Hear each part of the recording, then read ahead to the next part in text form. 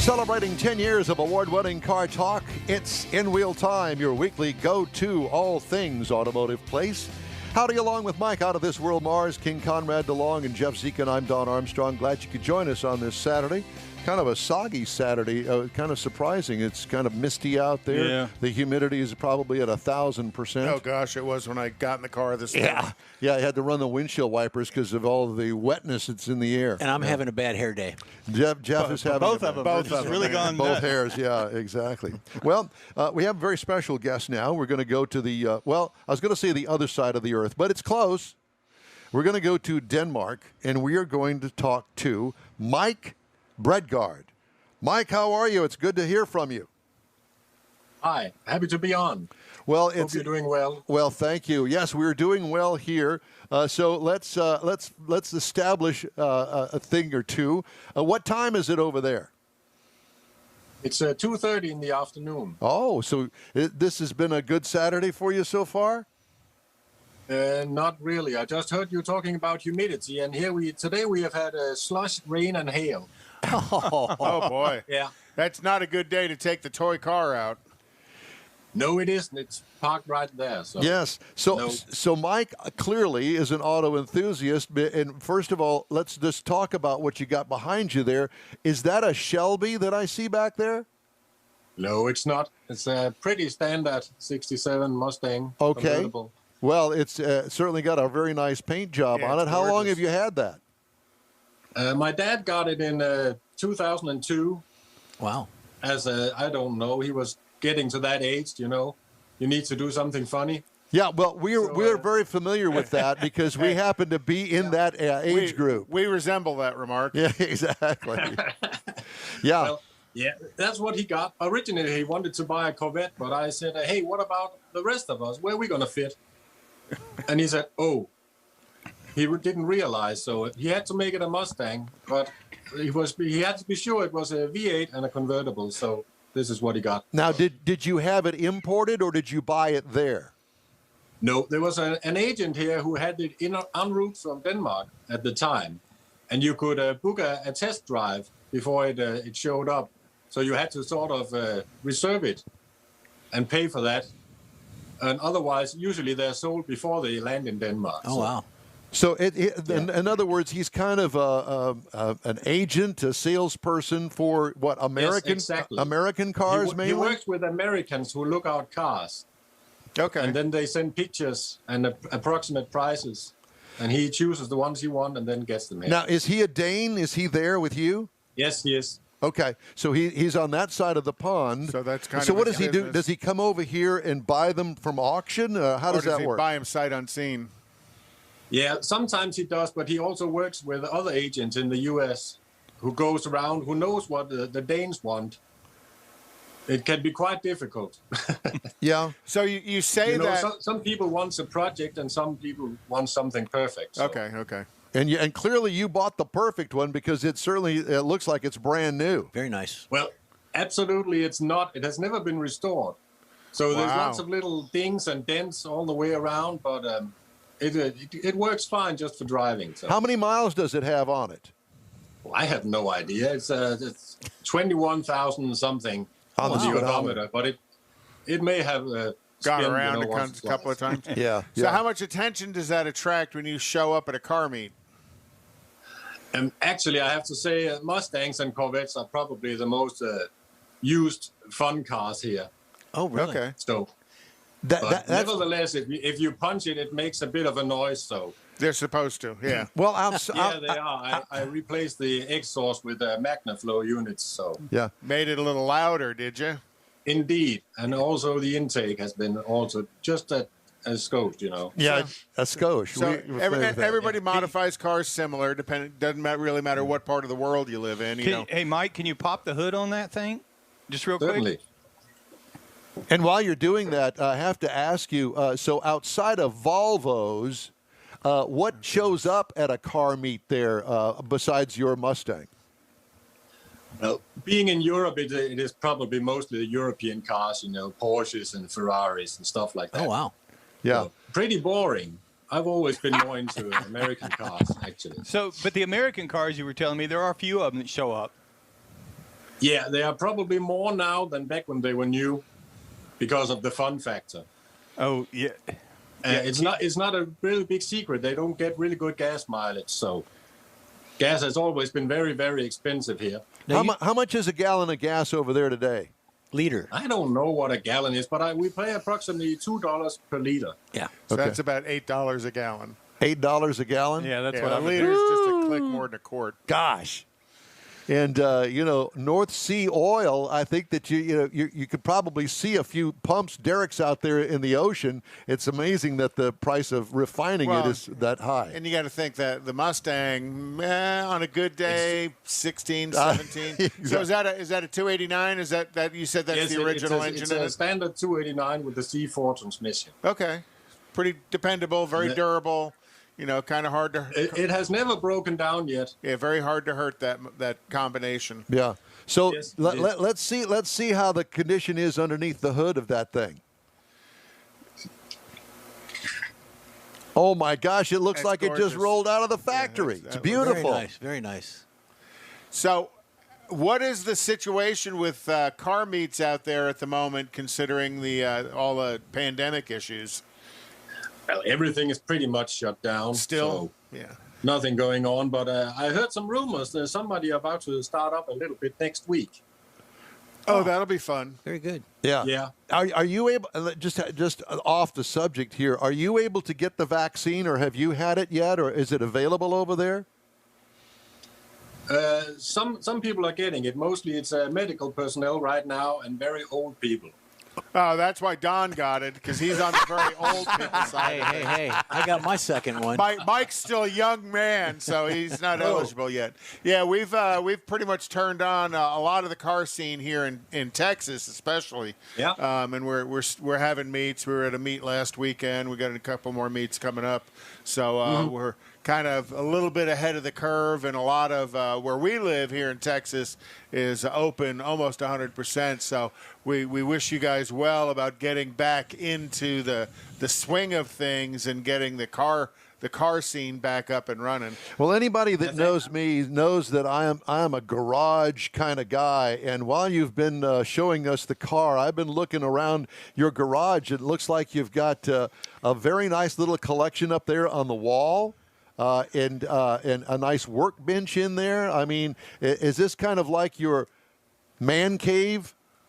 Yes, exactly it is. There's nothing remotely serious in here at all, except for the lawnmower underneath the model railroad. I was going to say that looks like a train set back there. Oh, how cool! It is indeed. Yeah. Well, did you build it yourself? Yeah. Oh my! And I think I have to say my interest about the U.S. cars, it began with monogram models in the 80s. Okay, Yep. Like these. the glue together kind. Oh yeah. Yeah. Paint and glue. Yeah, I built many of them when I was younger. What a nice display. That's the ones he's got I did built. too, and now thanks to eBay, I'm able to get many of the ones Look I at wanted this. back then.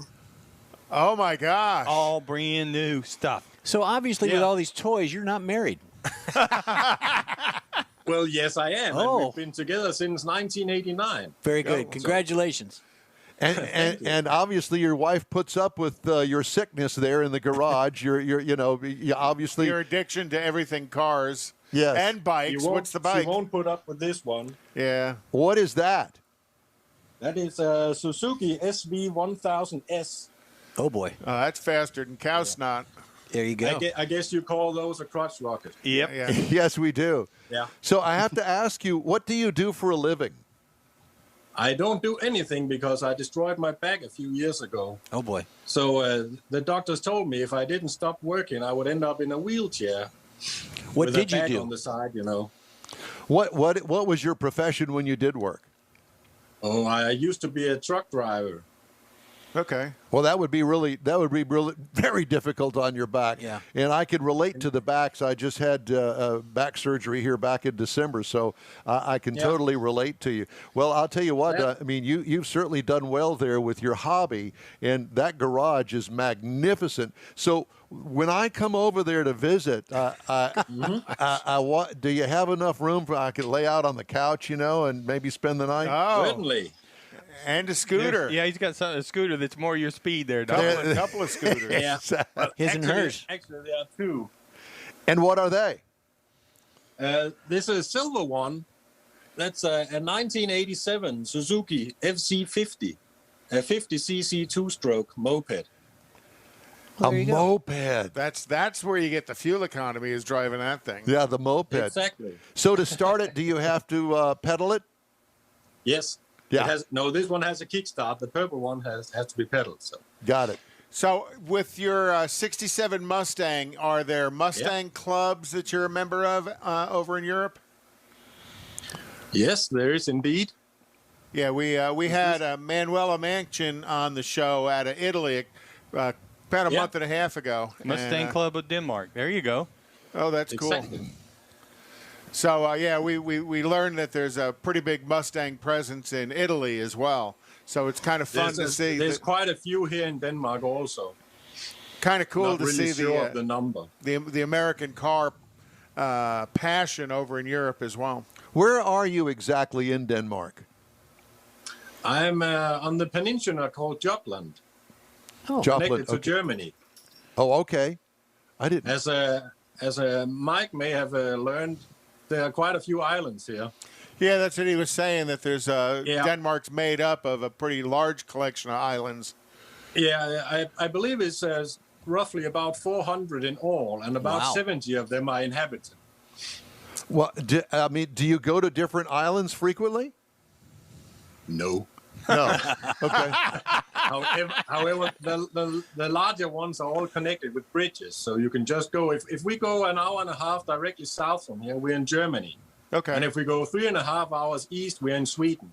Oh. And yes, this is Scandinavia.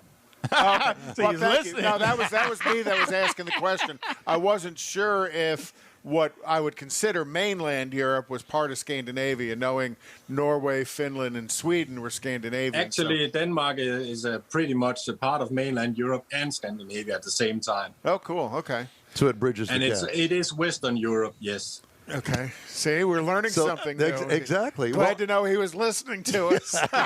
No, So but I have, was.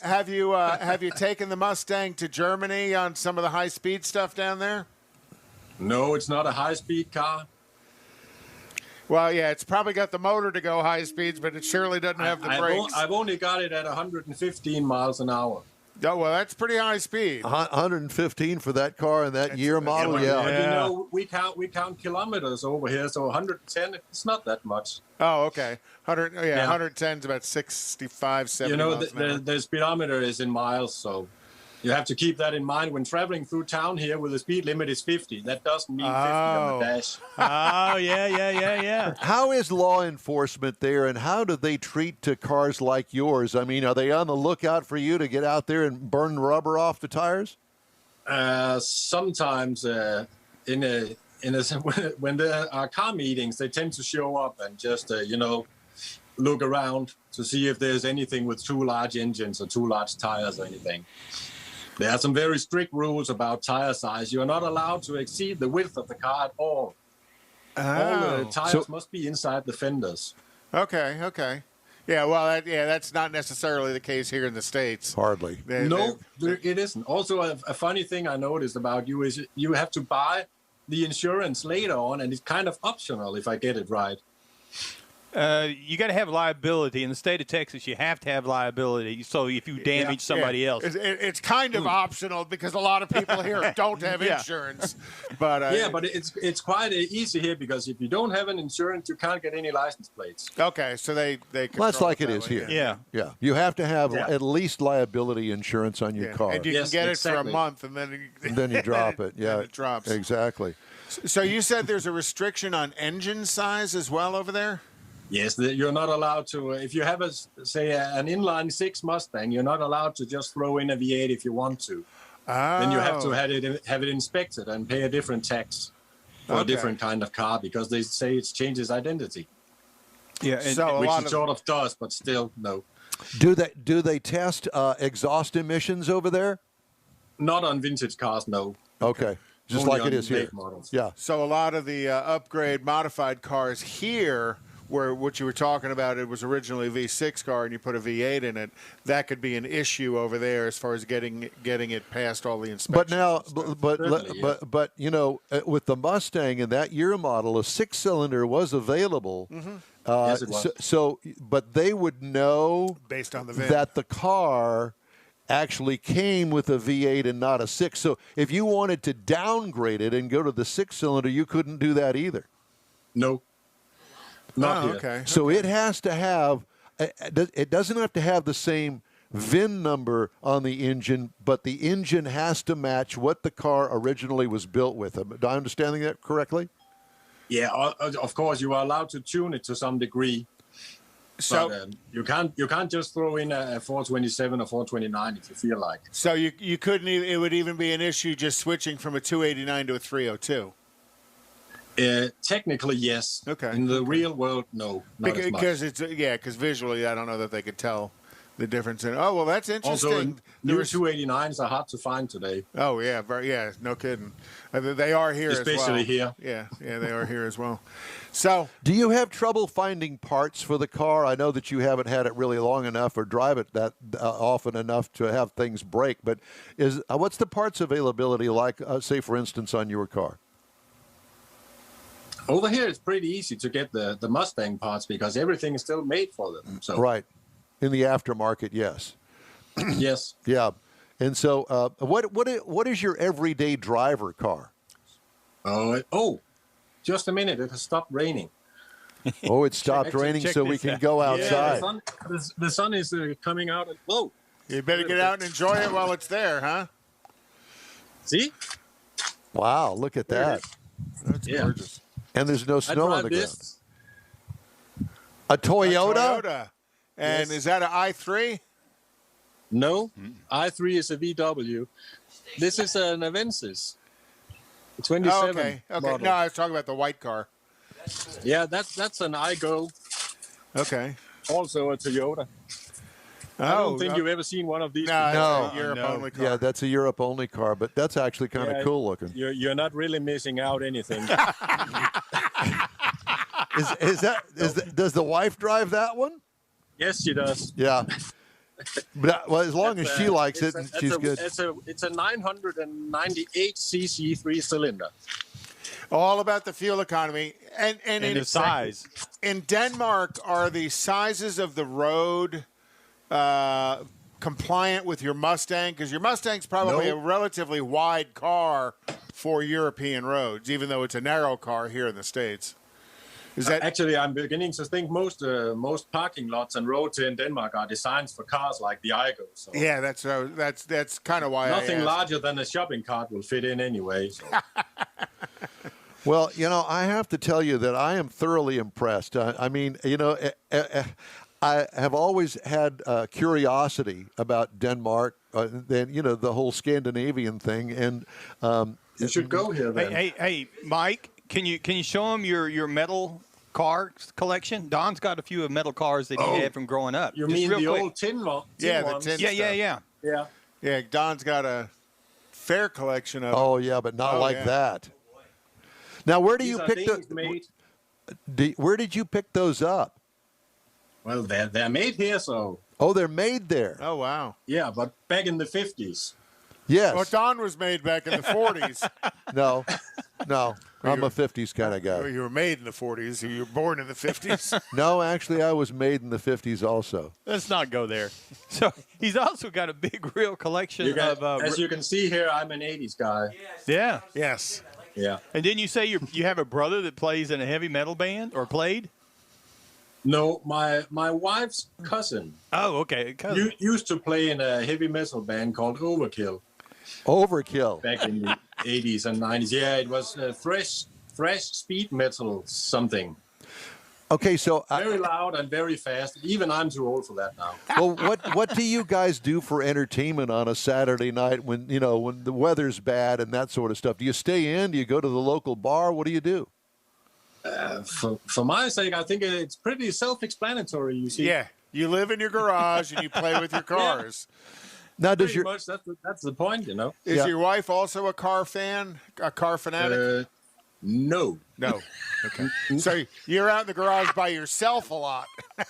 Yes. She is more of an inside person, you know. Yeah, right. So she bakes and knits and stuff like that. So she's got her She's own thing very, going. very, very creative. So Well, I'm not. well, I have to say that obviously, based on what I see in your garage there, so are you. What a great setup you've got. It is an honor and a pleasure to talk to you today and to find out how things find out how things work over there in Denmark and to see what your passions are and that sort of stuff. How many people live in the city where you live? Well, it's not a city. It's more like a town. Yeah. It's in the middle of nowhere. I think there are 13, 14 houses here, so maybe 30 people in all. Oh, my. So you're really kind of isolated over there. Nah, not isolated. Nothing in Denmark is that far because it's a small country. So, right. Well, but it's in the countryside. We have fields all around. So, got you. Okay. So farming is big there. Yeah, right here, yes. And it smells from time to time, but that's okay. Yeah, it's okay. It smells like money to the farmers. Yeah, that's right. Exactly. Well, Mike, it's great. usually It's say. great to talk to you. We're going to let you go. We've got some other things we need to get to this hour, but it's a real Thank you very pleasure. much, Yeah, thank you very much. It's been an honor. So we're going to have you back on, check in back with you, maybe perhaps later on this summer, if that's okay with you. That would be very fine with me. Very good. Okay, well, thanks again. Great to talk to you. Mike Bredgaard, one of our Denmark auto enthusiast How cool fans is that? How cool on is the other that? side of What the a cool pond. Mustang he's yeah, got. most definitely. All right. Did we ever get a hold of Gina? Did we ever hear from Gina? No, Gina's having the same problem Richard's having getting in here. Hang on, I'm working on that. Okay, well, at any Mike rate, didn't have a problem at all. The common problem is Mars. Well, Mike didn't have a problem. that is the one thing that is common. Yeah. I did want to tell you that on April the 3rd, that would be next Saturday. Mm-hmm. It's race day at Houston Motorsports Park for the Gulf Coast Racing Series. So it's opening day. Gates open at 5. Racing starts at 6. Be there. Are you serious? How do you know that? I don't. Because I read the stuff you email me, Don. You don't even read what you email. I did not. He didn't read my emails. Because there's no mention of that on this. I went on her website and looked at it. Oh, now we know. So it's not me. No, it's always you, Don. We want to blame you. Well, that's okay. I'm quite used to it. You are Trust our me. Donald Trump. No, I So am. we want to blame you for everything. Everything. Perfect. All right. Well, at any rate, so next Saturday, this would be something that I would say, we don't want to say if you don't have anything to do. This is what you need to be doing. Yeah, it's NASCAR racing in Houston. That's At a very, very fair price, at a cool little track, a wonderful announcer and pace car driver. Well, I'm not the announcer. I knew that. Yeah. Obviously, all the stuff that you read is. Are you going to be doing the finish line? That's the what winner's circle interviews as well? That's what I'm told.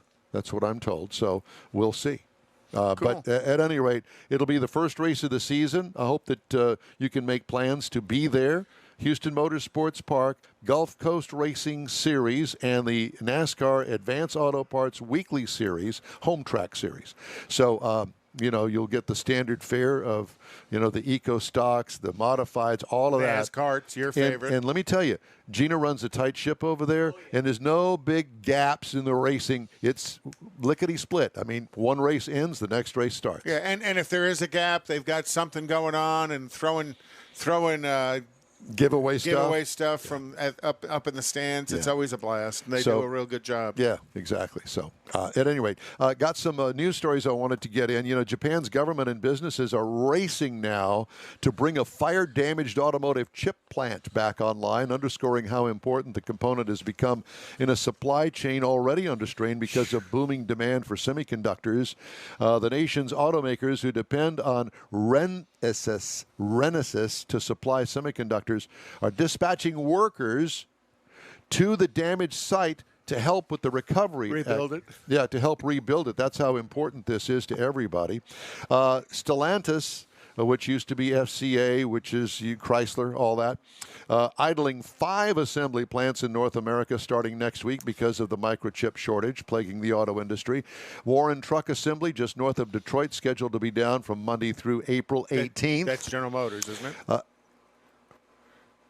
Warren Truck Assembly, or is that? According to an employee bulletin confirmed by the automaker, the plant, which has 3,400 workers on 2 shifts, builds the Ram 1500 Classic and is slated to start producing the Jeep Wagoneer and the Grand Wagoneer SUVs in the second quarter. Production of the Pacific and Chrysler Voyager minivans in Windsor, Ontario will be halted for 4 weeks starting Monday.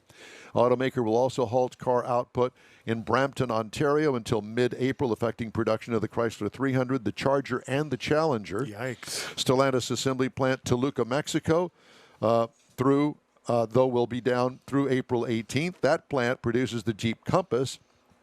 Reuters reported the automaker also will halt output at its assembly plant in Belvidere, Illinois, that produces the Jeep Cherokee. GM confirmed on Wednesday that the Cami plant in Ingersoll, Ontario, will remain idled until at least mid-April. The Chevy Equinox is assembled there. Ford's Oakville, Ontario plant partially assembling the Ford Edge vehicle and then storing them on lots until the required microchips arrive to finish them.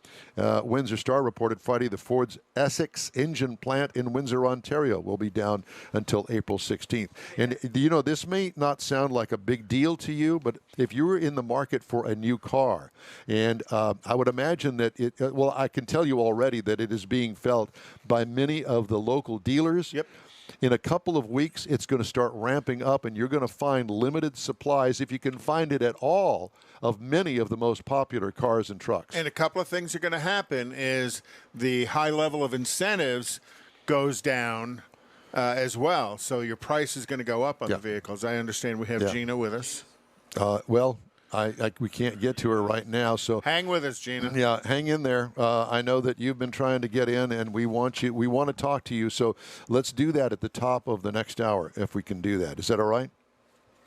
Is that all right, Mr. Mars? Yeah, I understand. Yes, thank you. Because it's going to be all right. Ford has also stopped building F-150 pickups because of the chip shortage in the Detroit plant. Yeah, it's bad. So at any rate, okay, we're going to take a quick break. Listen to this Loopy Tortilla commercial because it's new information, and we are going to be back right after a quick break. Stay with us here on the In Wheel Time Car Show.